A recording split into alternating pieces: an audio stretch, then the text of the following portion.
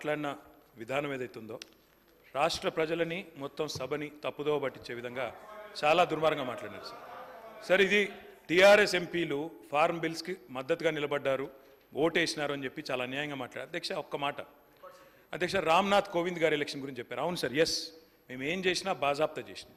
ఒక దళితుడు రాష్ట్రపతి అవుతుండంటే మేము అండగా నిలబడ్డాం, ఎస్ బరాబర్ ఓటేసినాం. ఉపరాష్ట్రపతిగా ఒక తెలుగు బిడ్డ అవుతున్నాడు వెంకయ్య నాయుడు గారు అంటే ఎస్ అండగా నిలబడ్డాం, ఓటేసినాం. కానీ తదుపరి మళ్ళీ నెక్స్ట్ టైం ఇంకొకరిని పెడితే మేము ఉల్టా క్యాండిడేట్ని పెట్టినాం యశ్వంత్ సిన్హా గారితో. మేము మద్దతు ఇవ్వడమే కాదు సార్, నేను పోయి రాహుల్ గాంధీ గారు పక్కన కూర్చొని పార్లమెంట్లో మా పార్టీ తరఫున నేను సంతకం పెట్టి వచ్చిన సార్. వారు ఈ రకంగా మిస్లీడ్ చేయడం తప్పు. ఫామ్ బిల్స్కి మేము మద్దతు ఇవ్వలేదు, వ్యవసాయ చట్టాలకు మేము మద్దతు ఇవ్వలేదు, వాటిని రాజ్యసభలో వ్యతిరేకించినాం, గట్టిగా కొట్లాడినాం అధ్యక్ష. ఆ విషయంలో అనుమానం అవసరం లేదు. ఇంకా చాలా చెప్పారు అధ్యక్ష. వారికి నేను చెప్పేది ఒకటే అధ్యక్ష, ఇంకేదో విలీనాలు చీకటి ఒప్పందాలు అన్నారు అధ్యక్ష.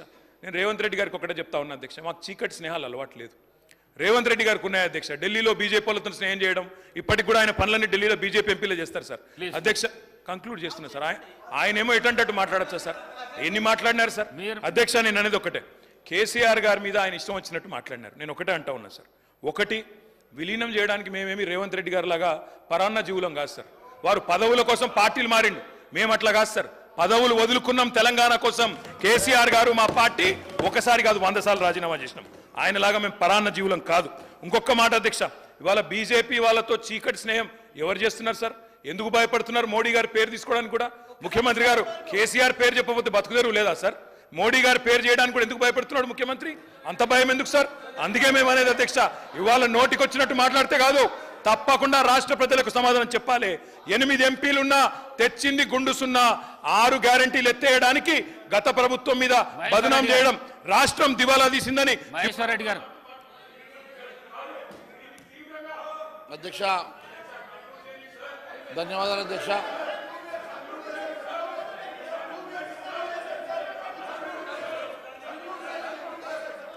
అధ్యక్ష ఈరోజు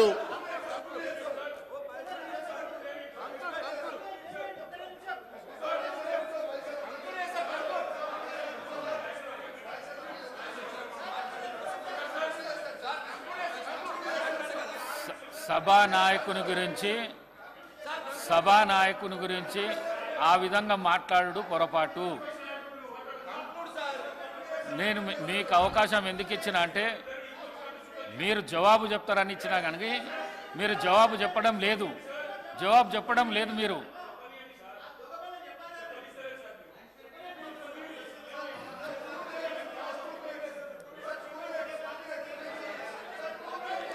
అధ్యక్ష ఈరోజు డిప్యూటీ సీఎం గారు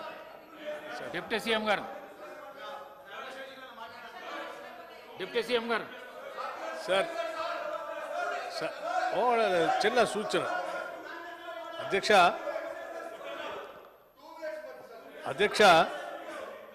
రాష్ట్రానికి జరిగిన బడ్జెట్ ద్వారా, కేంద్ర ప్రభుత్వం ప్రవేశపెట్టిన బడ్జెట్ ద్వారా ఈ రాష్ట్రానికి జరిగిన నష్టం పైన చర్చ పెట్టి ఒక తీర్మానం చేసి కనీసం ఆ డిమాండ్స్ డిస్కషన్ చేసేటప్పుడైనా ఏమైనా మార్చుకొని ఏమైనా తెలంగాణ రాష్ట్రానికి ప్రయోజనాలు పొందడం కోసం తీర్మానం చేసి పంపిద్దామనే ఆలోచనతో చర్చకు పెడితే వారు మాట్లాడతారో అని చూస్తే అది మాట్లాడట్లేదు అధ్యక్ష. ఎంతసేపటికి ఆ సబ్జెక్ట్ కాకుండా మిగతా అన్ని మాట్లాడుతూ ఉన్నారు. ఏం చెప్పారు అధ్యక్ష ముఖ్యమంత్రి గారు? ఏం తప్పేం చెప్పలేదు అధ్యక్ష.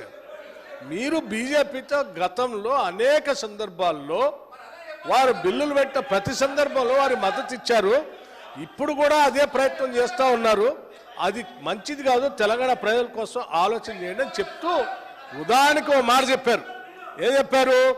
భారతీయ జనతా పార్టీ తరఫున ఈ రాష్ట్రపతిగా భారతీయ జనతా పార్టీ అభ్యర్థిని పెడితే రామ్నాథ్ కోవింద్ గారిని, దానికి మీరు మద్దతు ఇచ్చారు. అదే నేను చెప్తున్నా, అదే కాంగ్రెస్ పార్టీ, తెలంగాణ ఇచ్చిన కాంగ్రెస్ పార్టీ తెలంగాణ బిల్లును పాస్ చేయటానికి సభాపతి స్థానంలో కూర్చొని పార్లమెంట్లో, లోక్సభలో మీరా కుమార్ గారి రాష్ట్ర ఏర్పాటు చేయటం కోసం బిల్లు పాస్ చేసి వారు రాష్ట్రపతి అభ్యర్థిగా పోటీ చేస్తూ ఉంటే కనీసం వారికి మద్దతు ఇచ్చి ఓట్లేసి గెలిపించాల్సింది పోయి కనీసం ప్రోటోకాల్ మర్యాదలు కూడా ఎయిర్పోర్ట్ నుంచి చూడనటువంటి దౌర్భాగ్య పరిస్థితి ఆనాడు మనం చూసాం. మీరు చెప్తా ఉన్నారు రామ్నాథ్ కోవింద్ గారు దళితులు కాబట్టి మేము మద్దతు ఇచ్చామని. మీరా కుమార్ గారు దళితురాలు కాదా? ఈ రాష్ట్రానికి తెలంగాణ రాష్ట్ర సాకారాన్ని నిజం చేసిన మీరా కుమార్ గారికి మీరు మద్దతు ఇవ్వాల్సినటువంటి అవసరం లేదా? తెలంగాణ రాష్ట్రం ఇచ్చినటువంటి కాంగ్రెస్ పార్టీ ముఖ్యమా? లేకపోతే తెలంగాణ రాష్ట్రం ఇచ్చేటప్పుడు ఈ దేశంలో చాలా నష్టం జరిగింది. బిడ్డలు చంపి తల్లిని చంపి బిడ్డను తీసుకొచ్చారు, తల్లిని చంపి బిడ్డను తీసుకొచ్చారు, పార్లమెంటు తలుపులు బంద్ చేసి తెలంగాణ ఇచ్చారు అని చెప్పిన భారతీయ జనతా పార్టీ అభ్యర్థికి మద్దతు ఇచ్చారు. కానీ తెలంగాణ ఇచ్చిన కాంగ్రెస్ పార్టీకి మద్దతు ఇవ్వలేదు. తెలంగాణ బిల్లు పాస్ చేసిన మీరా కుమార్ కూడా మద్దతు ఇవ్వలేదు. ఇంతకంటే అన్యాయం ద్రోహం ఏముంటుందండి? ఇదే కదా వారు చెప్పింది.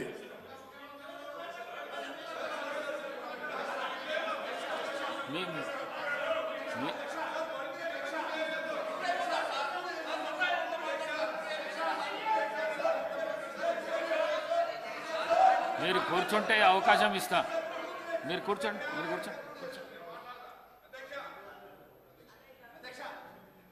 సార్ మాకు బట్టి విక్రమార్క గారు అంటే చాలా గౌరవం ఉంది సార్. మీరా కుమార్ గారు అంటే కూడా గౌరవం ఉంది. వారు మాకు సహకరించారు. వారికి ప్రత్యేకంగా అవసరమైతే ఒక ధన్యవాదాలు తీర్మానం పెట్టండి, తప్పకుండా చేద్దాం. ప్రోటోకాల్ సమస్యల గురించి మీరు చెప్పారు, నేను దాని గురించి లోతులుగా పోను, మీకు మొన్ననే చెప్పినాం. నేను చెప్పేది ఒకటే అధ్యక్ష, ముఖ్యమంత్రి గారు చాలా స్వీపింగ్ రిమార్క్స్ చేశారు. వారికైనా కాంగ్రెస్ పార్టీకైనా మేము చెప్పేది ఒకటే, రాజకీయాలు 6 నెలలు చేద్దాం ఎలక్షన్లప్పుడు, మిగతా 4.5 ఏళ్ళు రాష్ట్ర ప్రయోజనాల కోసం కష్టపడదాం. మేము వీఆర్ రెడీ. మాకు ఆ రాజనీతిజ్ఞత ఉంది, మాకు ఆ విజ్ఞత ఉంది. నేను చివరిగా చెప్పేది ఒకటే, వారు ఏదో వినండి స్వామి, మీ గురించే చెప్తున్నా, విలీనం అని చెప్పారు అధ్యక్ష. ఎస్, ఒకనాడు 2014లో తెలంగాణ రాష్ట్రం ఇచ్చినప్పుడు నిజానికి కాంగ్రెస్ పార్టీలో విలీనం అవుదాం అనుకున్నాం అధ్యక్ష, అనుకున్నాము. దురదృష్టం ఆనాడు దిగ్విజయ్ సింగ్ గారి వైఖరి వల్ల కాలేదు. కానీ ఆ రోజు మేము కాంగ్రెస్తో విలీనం చర్చలు జరుపుతున్నప్పుడు ఆ రోజు ఇదే రేవంత్ రెడ్డి గారు సోనియా గాంధీ గారిని బలిదేవత అని, రాహుల్ గాంధీ గారిని ముద్దపప్పు అని తిట్టే పనిలో బిజీగా ఉన్నాడు. మేము ఏం చేసినా బాజాప్తాగానే చేసినాం, తప్ప బేజాప్తా చేయలేదు. మహేశ్వర్ రెడ్డి గారు.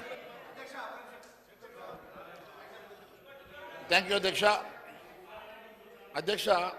ఇప్పటికీ 3 సార్లు నన్ను కూర్చోబెట్టారు, అవకాశం ఇస్తున్నారు, కూర్చోబెడుతున్నారు. ఇది చూస్తూ ఉంటే వీరిద్దరు మ్యాచ్ ఫిక్సింగ్ మధ్యలో మాతో మీరు ఇద్దరు మ్యాచ్ ఫిక్సింగ్ నడుస్తూ ఉంది, ఇద్దరు కలిసి అలయన్స్లో మాట్లాడుకున్నట్టుగా ఉన్నది, మమ్మల్ని మీరు పూర్తిగా విస్మరిస్తున్నట్టుగా కనపడతా ఉంది. అధ్యక్ష, ఈరోజు మిత్రుడు